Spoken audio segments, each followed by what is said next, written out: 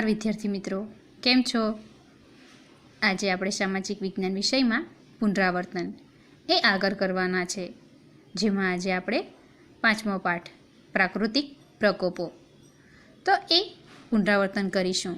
બાળકો, આ પાઠ આપણો ગયા તાસથી ચાલે છે, તો ચાલો પુનરાવર્તનની શરૂઆત કરીએ. બાળકો, ગયા તાસમાં આપણે પ્રકરણ 5 પ્રાકૃતિક પ્રકોપો તે પાઠની શરૂઆત કરી હતી, જેમાં આપણે ભૂકંપના ટૉપિકનું પુનરાવર્તન કરી ચૂક્યા છે અને જ્વાળામુખીનો ટૉપિક શરૂ કર્યો હતો, જેમાં આપણે તેની વ્યાખ્યા અને તેના કારણો તે શીખ્યા હતા. બાળકો, જ્વાળામુખી વિસ્ફોટ થવા માટેના જે કારણો છે એમાં જ આખી જ્વાળામુખીની પ્રક્રિયા છુપાયેલી છે. બાળકો, જે ક્રમબદ્ધ એના કારણો છે એ જ આખી જ્વાળામુખી વિસ્ફોટની પ્રક્રિયા છે. તો બાળકો, ચાલો આપણે જ્વાળામુખી વિસ્ફોટની પ્રક્રિયાની ચર્ચા કરીએ. બાળકો, પૃથ્વીના પેટાળનું તાપમાન એ કેવું છે? ખૂબ જ ઊંચું, ખૂબ જ વધારે છે. આપણે પૃથ્વીના પેટાળની તરફ, અંદરની તરફ જો જતા જઈએ તેમ તેમ પેટાળનું તાપમાનમાં વધારો થતો જાય છે. બાળકો, પૃથ્વીનું પેટાળનું તાપમાન એટલું બધું ઘણીવાર વધારે હોય છે કે જેના કારણે કેટલીક વાર ખડકો પણ પીગળવા લાગે છે. તો બાળકો, ખડકોનો જે પીગળેલો ભૂરસ છે તેને મેગ્મા કહે છે. તો બાળકો, આમ પ્રવાહી મેગ્માની ઉત્પત્તિ થાય છે, એટલે કે ખડકોનો પીગળેલો ભૂરસ એની ઉત્પત્તિ થાય છે. બાળકો, આ પ્રવાહી મેગ્મા એ ઉપરની તરફ ધકેલાઈ આવે છે, તો એ માટે પણ બે બાબતો જવાબદાર છે. બાળકો, મેગ્માની નીચે કેટલાક ભારે વાયુઓ રહેલા હોય છે, જે પેલા મેગ્માને ઉપરની તરફ ઢકેલો કરતા હોય છે. સાથે બાળકો, બીજી બાબત એ છે કે વરાળનો ઉદ્ભવ. બાળકો, વરસાદનું જે પાણી છે તો એ પાણી બધું જ દરિયામાં કે બધું જ નદીમાં ચાલી જતું નથી. એમાંનું કેટલુંક પાણી એ જમીનમાં, ભૂમિમાં ઉતરે છે બાળકો, અને એ નીચે જતું જાય છે. તો આગળ શું થાય છે કે પેટાળની તરફ જ્યારે પાણી અંદર જતું જાય છે, અને આપણને ખબર છે પેટાળનું તાપમાન એ કેવું છે? ખૂબ જ વધારે છે. તો જ્યારે તે પ્રવાહી મેગ્માના સંપર્કમાં એ પાણી આવે છે તો ત્યારે તે બાષ્પમાં રૂપાંતર થાય છે, એટલે કે વરાળમાં રૂપાંતર થાય છે. અને બાળકો, આપણને ખબર જ છે કે વરાળ એ પાણી કરતાં ઘણી જગ્યા રોકે છે, 1300 ભાગની જગ્યા રોકે છે. તો બાળકો, એ વરાળ ઉપરની તરફ જવા માંડે છે. બાળકો, એ વરાળ બહાર નીકળવાનો પ્રયાસ કરે છે, અને એ પ્રયાસમાં પેલા મેગ્માને પણ પોતાની સાથે ઉપરની તરફ ધકેલી લાવે છે. આમ બાળકો, પ્રવાહી મેગ્મા એ ઉપરની તરફ ધકેલાઈ આવવા માટે વાયુ અને વરાળ એનો ઉદ્ભવ થાય છે, જેના કારણે પેલો મેગ્મા ઉપરની તરફ ધકેલાઈ આવે છે. કારણ કે પેલા ગરમ વાયુઓ મેગ્માને ઉપરની તરફ ધકેલે છે, અને પેલી વરાળ જે હોય છે તો એ વરાળ પણ બહાર નીકળવાના પ્રયાસમાં મેગ્માને ઉપરની તરફ ધકેલી લાવે છે. બાળકો, ભૂસપાટી પર આવતા મેગ્મામાં રહેલા કેટલાક વાયુઓ એ દબાણમુક્ત બને છે, અને ભારે વિસ્ફોટ સાથે લાવા, વિવિધ કદ આકારના ખડકના ટુકડા, રાખ એ આકાશમાં ઊંચેથી ઉછળે છે. તો તે જ્વાળામુખી વિસ્ફોટ છે. તો બાળકો, આ આખી જ્વાળામુખી વિસ્ફોટની પ્રક્રિયા છે.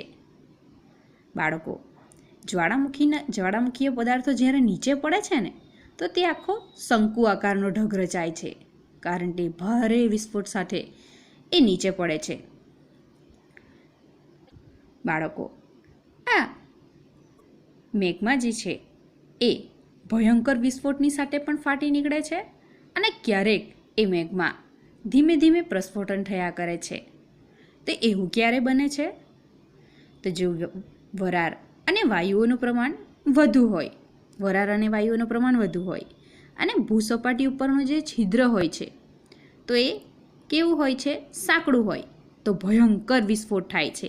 કારણ કે પેલો નીકળવાની જગ્યા ઓછી હોય અને વાયુ અને વરાળ દબાણ કરતા હોય છે, એટલે ભયંકર વિસ્ફોટ થાય છે. પરંતુ કેટલીક વાર એવું બને છે કે વાયુ અને વરાળનું પ્રમાણ ઓછું હોય છે અને ભૂસપાટી ઉપર ફાટ એ લાંબી હોય છે, તો ત્યારે પેલા મેગ્માનું પ્રસ્ફોટન એ ધીમે ધીમે શાંતિથી થયા કરતું હોય છે. બાળકો, આગળ આપણે જ્વાળામુખીના પ્રકારની વાત કરીએ. તો જ્વાળામુખીના કેટલા પ્રકાર છે? 3. સક્રિય જ્વાળામુખી, સુષુપ્ત જ્વાળામુખી અને મૃત જ્વાળામુખી. બાળકો, ત્યારબાદ આપણે જ્વાળામુખીથી થતા ફાયદાની વાત કરી હતી. તો બાળકો, જ્વાળામુખી વિસ્ફોટ જ્યારે થાય છે ત્યારે જમીન ઉપર વિશાળ વિસ્તારની અંદર લાવારસ પથરાય છે, જેના કારણે આપણને કાળી અને ફળદ્રુપ જમીન પ્રાપ્ત થાય છે, જેની ઉપર આપણે સારી ખેતી લઈ શકીએ છીએ. ત્યારબાદ બાળકો, લાવાની જમીનમાંથી આપણને ગંધક, સુરોખાર એવા દ્રવ્યો પણ મળી આવે છે. બાળકો, જ્વાળામુખીના પ્રદેશો એ અગ્નિકૃત ખડકોના બનેલા હોય છે, જેના કારણે ખડકોમાંથી આપણને પારો, એન્ટીમની, સીસુ, જસત, ટંગસ્ટન, કલાઈ એવા ખનિજો પણ મળી આવે છે. બાળકો, તેમાંથી હીરો પણ બને છે. તો એ કેવી રીતે? તો જ્વાળામુખીની નળીમાં જ્યારે લાવારસ ઠરે છે અને કાર્બન ઉપર દબાણ આવે છે, તો તેમાંથી હીરા બને છે. ત્યારબાદ બાળકો, જ્વાળામુખી પ્રદેશમાં કોઈ જગ્યાએ આપણને ગરમ પાણીના ઝરા કે ફુવારા એ પણ મળી આવે છે. તો આ પાણીથી ચામડીના કેટલાક રોગો પણ મટી જાય છે. બાળકો, જ્વાળામુખીમાંથી ફેંકાતા વિખંડિત ખડક પદાર્થોમાંના નાના પથ્થરો, જેને આપણે લાપીલી કહીએ છીએ. બાળકો, આ લાપીલીને આપણે મનગમતો ઘાટ પણ આપી શકીએ છીએ અને તેને ઉપયોગમાં પણ લઈ શકાય છે. ત્યારબાદ બાળકો, જ્વાળામુખીએ પાથરેલા લાવાના કાઢમીટ પથ્થરો એટલે કે બેસોલ્ટ એ પ્રાપ્ત થાય છે. તો બાળકો, તેનાથી રસ્તાઓ અને મકાનો બનાવવામાં આવે છે. તો આ બધા જ્વાળામુખીના ફાયદા છે. ત્યારબાદ બાળકો, આગળનો ટોપિક છે આપણો સુનામી. તો કોને કહે છે સુનામી? તો સમુદ્રના તળિયે આવેલા જ્વાળામુખી ફાટવાથી કે તળિયે ભૂકંપ થવાથી સમુદ્રની સપાટી પર શક્તિશાળી વિનાશક મોજા ઉત્પન્ન થાય છે. તો આ મોજાને સુનામી કહે છે. બાળકો, સુનામીના મોજા એ કેવા હોય છે? તો એ ખૂબ જ ઊંચા અને અસાધારણ લંબાઈના હોય છે. એની લંબાઈ આશરે 700થી 1600 કિલોમીટર જેટલી હોય છે. બાળકો, આ સુનામીના મોજા એ ખૂબ ઝડપી અને લાંબુ અંતર કાપનારા હોય છે. આ પ્રકારના મોજાથી પાણી ઝડપથી કાંઠા ઉપર ચડી જાય છે. બાળકો, એના કારણે ભયંકર હોનારતો સર્જાય છે. બાળકો, એક ભૂતકાળમાં ભયંકર સુનામી થઈ હતી, જે જાપાનમાં થઈ હતી. જે 11 માર્ચ 2011માં જાપાનમાં સુનામી આવી હતી, જેનાથી ભયંકર વિનાશ અને તાંડવ સર્જાયું હતું. ત્યારબાદ બાળકો, આપણે સુનામીના કારણોની વાત કરી હતી. તો વ્યાખ્યાની અંદર જ એના 2 કારણો તો છે. તો પહેલું કારણ છે સમુદ્રના તળિયે એ ભૂકંપનું થવું, તો એના કારણે સુનામી સર્જાય છે. ત્યારબાદ બાળકો, સમુદ્રના તળિયે એ જ્વાળામુખી વિસ્ફોટ થાય છે, તો એના કારણે પણ વિનાશક મોજા ઉત્પન્ન થાય છે. અને બાળકો, ત્રીજું કારણ એ પણ છે કે ક્યારેક ભયંકર ઉલ્કા એ તૂટી પડે, તો તે વખતે પણ સુનામી સર્જાવાની શક્યતા છે. અથવા તો કોઈ મોટો હિમનો ટુકડો એ દરિયાની અંદર પડે, તો એના કારણે પણ સુનામી સર્જાય છે. ત્યારબાદ બાળકો, આપણે પ્રલયકારી મોજાની વાત કરી હતી. તો કોને કહે છે પ્રલયકારી મોજા? સમુદ્રમાં વંટોળ કે ઝાંઝાવાત થતાં મોટા અને શક્તિશાળી મોજાઓ ઉત્પન્ન થાય છે.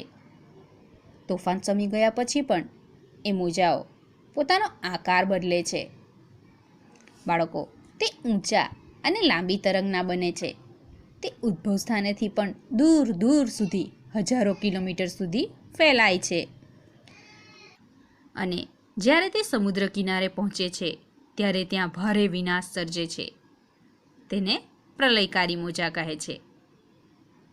બાળકો, કોઈક વખત સમુદ્ર કિનારે ઊંચી જગ્યા પરથી મોટો ખડક કે પછી હિમશિલા એ જો અચાનક એકાએક સમુદ્રમાં તૂટી પડે તો એના કારણે પણ પ્રલયકારી મોજા ઉત્પન્ન થાય છે. બાળકો, આગળનો ટોપિક છે આપણો પૂર. બાળકો, પૂર કોને કહે છે? તો નદીમાં એકાએક આવતા ધસમસતા પાણીના પ્રવાહને પૂર કહે છે. બાળકો, પૂર આવવા માટેના કારણોની આપણે વાત કરીએ તો ચોમાસામાં નદીના ઉપરવાસમાં જો ધોધમાર વરસાદ પડે તો એના કારણે પૂર આવવાની શક્યતા છે. અથવા તો કોઈક નદી પરનો બંધ તૂટી જાય તો નદી કિનારાના તેમજ નીચાણવાળા વિસ્તારોમાં પૂર આવે છે. ત્યારબાદ બાળકો, બરફનું પીગળવું. બાળકો, ગ્લોબલ વોર્મિંગની સમસ્યા આજે ઝડપથી વધી રહી છે, જેના કારણે હિમાલયનો તેમજ ઊંચા પર્વતો પરનો એ બરફ પીગળે છે, જેના કારણે દરિયા અને નદીની પાણીની સપાટીમાં વધારો થાય છે અને પૂર આવવાની શક્યતા થઈ જાય છે. તો બાળકો, આ બધા પૂર આવવા માટેના કારણો છે. બાળકો, ભૂતકાળની અંદર કેટલાક પૂર આવ્યા હતા. એમાંની આપણે વાત કરીએ તો ગંગા નદી અને યમુના નદીમાં એટલે કે ઉત્તર ભારતમાં 1978માં ભયંકર પૂર આવ્યું હતું. તેમજ મોરબીમાં મચ્છુ નદીમાં 1979માં પૂર આવ્યું હતું. તેમજ બાળકો, સુરતની અંદર તાપી નદીમાં 2006માં ભયંકર પૂર આવ્યું હતું. બાળકો, બિહારમાં એક એવી નદી છે જેમાં વારંવાર તેમાં ચોમાસામાં તો ખાસ કરીને પૂર આવે જ છે, તો એ કોસી નદી. બાળકો, કોસી નદીમાં 2008માં ભયંકર પૂર આવ્યું હતું. ત્યારબાદ બાળકો, હવે આપણે વાત કરીશું દુષ્કાળ કે અનાવૃષ્ટિ. બાળકો, દુષ્કાળ કોને કહે છે? દુષ્કાળ એટલે વરસાદ ન આવવાથી ખોરાક પાણીની અછત સર્જાય અને જમીનમાં પણ પાણી સુકાઈ જવાની જે પ્રક્રિયા છે તો તેને દુષ્કાળ કહે છે. બાળકો, અહીં તમારા પાઠમાં સૂકા દુષ્કાળની વાત કરી છે, એટલે કે અનાવૃષ્ટિ. દુષ્કાળના કેટલા પ્રકાર છે? 2 પ્રકાર છે, લીલો દુષ્કાળ અને સૂકો દુષ્કાળ. બાળકો, અહીં સૂકા દુષ્કાળની અંદર આપણે વાત કરીએ તો સતત 2-3 વર્ષો સુધી વરસાદ ન આવે અથવા તો ઓછો પડે તો ત્યારે સૂકા દુષ્કાળની પરિસ્થિતિ સર્જાય છે.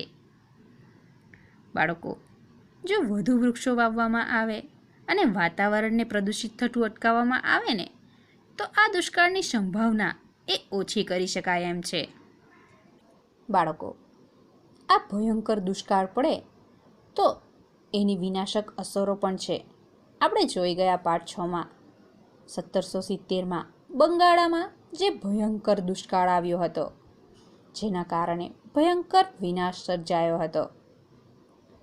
બાળકો, આ આપણે યાદ રાખવું. ત્યારબાદ બાળકો, આગળ આપણે વાત કરીએ વાવાઝોડાના ટોપિકની. બાળકો, વાવાઝોડું એ શું છે? હવાનું એક તોફાન છે. આપણે તેને બીજા કયા કયા નામોથી ઓળખીએ છીએ? તો ચક્રવાત કે વંટોળ તરીકે પણ આપણે ઓળખીએ છીએ. બાળકો, કેટલીક વાર દરિયા કિનારાના વિસ્તારમાં આવા ચક્રવાતો પણ સર્જાય છે, જેના કારણે ત્યાંના નજીકના વિસ્તારમાં હવાનું હલનચલન એ થતું રહે છે અને આ હલનચલન જ્યારે વેગ પકડે ત્યારે હવા કેવી બને છે? તોફાની બને છે. બાળકો, જો કે આ હવાના તોફાનો એ મર્યાદિત સમય માટે હોય છે, એવું જ નથી કે લાંબા સમય માટે ચાલ્યા કરે છે. તો એ મર્યાદિત સમય માટેના હોય છે અને મર્યાદિત વિસ્તારને અસર કરે છે. બાળકો, વાવાઝોડાના કેટલાક અન્ય નામો પણ છે, હરિકેન, ટોર્નેડો અને વંટોળ. તો આ બધા નામોથી પણ વાવાઝોડું એ ઓળખાય છે. બાળકો, અમેરિકાના ટેક્સાસમાં ટોર્નેડો એ ભયંકર વિનાશ સર્જે છે. તો બાળકો, વાવાઝોડાના કારણે પણ ભયંકર વિનાશ સર્જાય છે. ત્યારબાદ બાળકો, આજનો આપણો આગળનો ટોપિક છે દાવાનળ. તો કોને કહે છે દાવાનળ? જંગલોમાં વૃક્ષોના પરસ્પર ઘર્ષણ અથવા આકાશમાંથી પડતી વીજળી થકી કે પછી કોઈ કારણસર જંગલમાં જો આગ લાગે તો તેને દાવાનળ કહે છે. બાળકો, તેના કારણે વન્ય સંપત્તિને ભારે નુકસાન પહોંચે છે. તો બાળકો, દાવાનળ થવા માટેના કયા કયા કારણો છે? તો જંગલોમાં વૃક્ષોનું પરસ્પર ઘર્ષણ થાય, ખાસ કરીને ઉનાળાની ઋતુમાં એવું ખાસ બને છે. અને બીજું કારણ એ કે ક્યારેક જંગલની અંદર ભયંકર વીજળીઓ પડતી હોય છે, તો ત્યારે પણ કેટલીક વાર એ આગ લાગી જાય છે. અને ત્યારબાદ બાળકો, એક કારણ માનવી પણ છે. માનવીય પ્રવૃત્તિના કારણે પણ કેટલીક વાર જંગલોમાં દાવાનળ ફાટી નીકળે છે. ત્યારબાદ બાળકો, આપણો છેલ્લો ટોપિક છે ભૂસ્ખલન. તો કોને કહે છે ભૂસ્ખલન? તો કેટલીક વાર જમીન કે ભૂમિનો પ્રદેશ એ નીચેની તરફ ખસી જાય છે અથવા તો ધસી પડે છે, તો તેને ભૂસ્ખલન કહે છે. બાળકો, ભૂસ્ખલન એ કેટલા પ્રકારે થાય છે? તો એ 2 પ્રકારે થાય છે. ખાસ કરીને તો ભારે વરસાદને કારણે અથવા તો ભૂકંપને કારણે એ ભૂસ્ખલન સર્જાય છે. બાળકો, અહીં ભૂસ્ખલન બાબતે એક જાણવા જેવી બાબત છે કે ચોમાસામાં ભૂસ્ખલનના કારણે કોંકણ રેલવે એ વારંવાર ખોરવાઈ જાય છે. રેલવે વ્યવહાર એનો ખોરવાઈ જાય છે. તો બાળકો, આ પાઠમાં આપણે ઘણા બધા પ્રાકૃતિક પ્રકોપોની વાત કરી, તો એ આપણે યાદ રાખવાના છે અને પરીક્ષાની તૈયારી બરાબર કરી સારા માર્ક્સ લાવવાના છે. તો પરીક્ષા માટે બેસ્ટ ઓફ લક. આજે આપણે અહીં સુધી રાખીએ.